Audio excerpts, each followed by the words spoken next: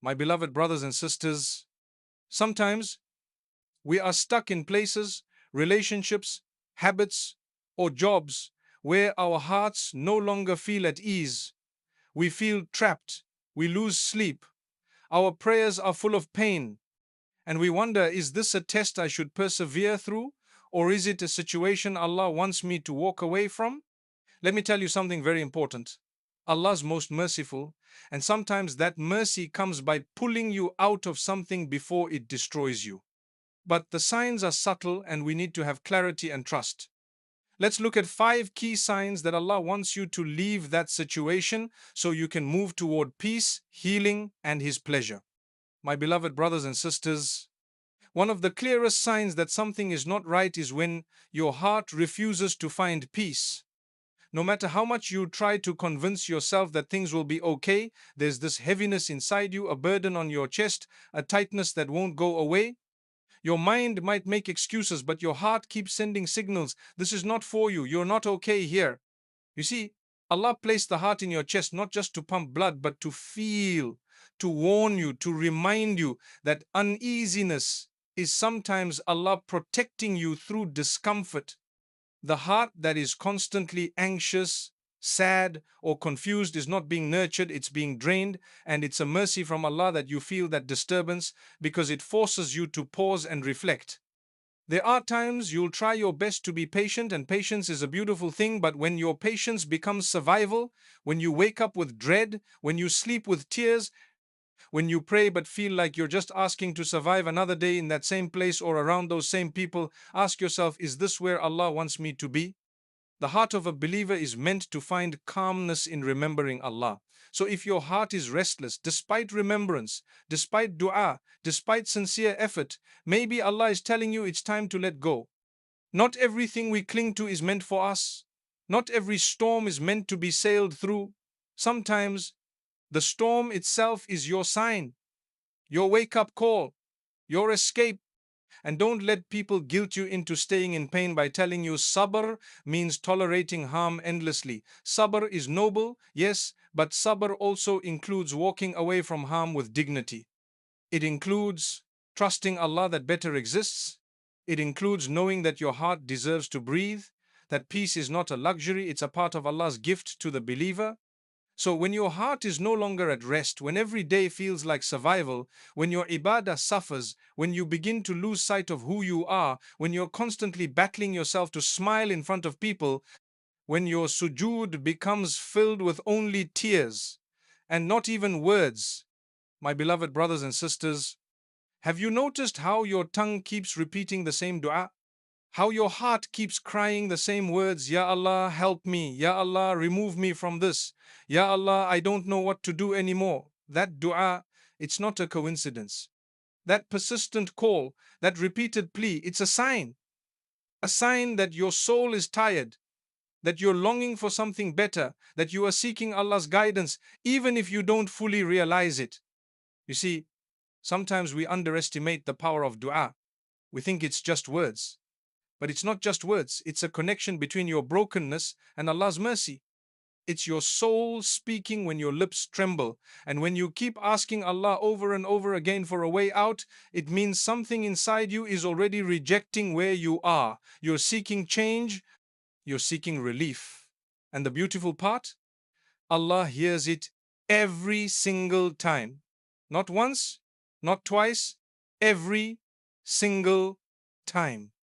And don't think that your dua is going unanswered. It's just that sometimes Allah doesn't change your situation immediately because He's first changing you, He's building your strength, He's increasing your sincerity. He's teaching you that the only one you truly need is Him, that nobody else has the key to your escape except Him. And you might find yourself making dua at random times while driving, before bed, after salah, in the middle of tears, in whispers, in frustration, in complete silence. And that's one of the biggest signs that Allah is drawing you close through your pain. When Allah wants to bless you, He places dua on your lips. That's already a sign of His mercy upon you. You're not weak because you keep asking. In fact, the strongest people are the ones who keep making dua even when nothing seems to change. That's faith. That's trust. That's knowing your Rabb never ignores a sincere heart. And don't be surprised if you wake up one day and find that dua answered not how you imagined it, but in a way that brings you the peace you were begging for, because the same one you cried to at 2 a.m. in sujud is the same one who can part seas, soften hearts, open locked doors, and make the impossible easy with just one word: be. So if your dua has been the same for weeks, months, or even years, don't stop, because that dua might be the reason Allah is keeping you alive. That dua is what's holding you together when nothing else can. And that dua is already a sign that Allah sees what you're in and He's planning your escape in a way that will surprise even you. My beloved brothers and sisters, one of the most alarming signs that you need to walk away from something is when it begins to take you away from your Lord. When you look back and realize, I used to pray on time, I used to cry in sujood, I used to feel Quran in my heart, I used to be conscious of my words, my actions, my gaze, and now you're not that person anymore.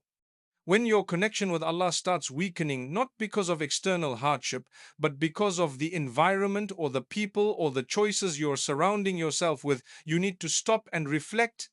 Is this situation pulling me toward Jannah or dragging me further from it? Allah loves you, and part of that love is giving you the discomfort that wakes you up, that makes you say, I don't like who I'm becoming in this situation. And that realization is a gift, because sometimes Allah won't pull you out of something instantly. He'll send you signs. He'll let your own heart turn against the life you're living. He'll let you feel the emptiness, the distance, the sadness after sin, the guilt after disobedience. And that's Him calling you back. It might be a person who brings out the worst in you. It might be a job that makes you compromise your values. It might be a place that makes sin accessible and taqwa impossible. And you keep justifying it. You keep saying, I'm strong enough. But the more you stay, the more you fade spiritually, emotionally, mentally. So ask yourself honestly, am I closer to Allah because of this? Or have I drifted away? Because the more you distance yourself from the light, the darker life becomes. And Allah is so merciful that He won't let you stay in the dark forever, but you have to take that first step back toward Him.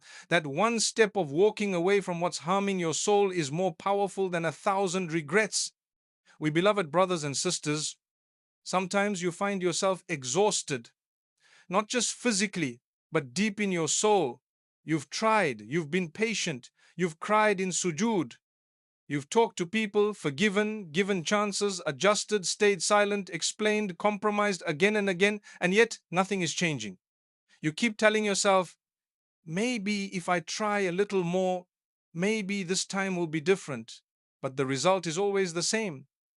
The pain returns, the disappointment returns, the disrespect, the neglect, the same cycle, it just repeats. And at some point you start to wonder, is this really what Allah wants me to endure endlessly? Let me tell you something important. Trying is part of our faith, yes, but staying in harm is not. Allah does not want you to break yourself in order to fix what was never meant to last. You are not failing when you walk away from something you've tried to mend. You are simply accepting that some doors are closed by Allah's wisdom, not your weakness. And yes, it hurts. Yes, it feels like failure. But some of the greatest blessings come after the hardest goodbyes, after the final dua of exhaustion, after the moment you decide to stop forcing what isn't working and start trusting the one who sees what you cannot see. So if you've tried and nothing has changed, maybe the change that's needed isn't in the situation, maybe the change is in you. Maybe it's time to change direction, to walk away, to seek the healing that comes when you stop pouring into places that only leave you empty.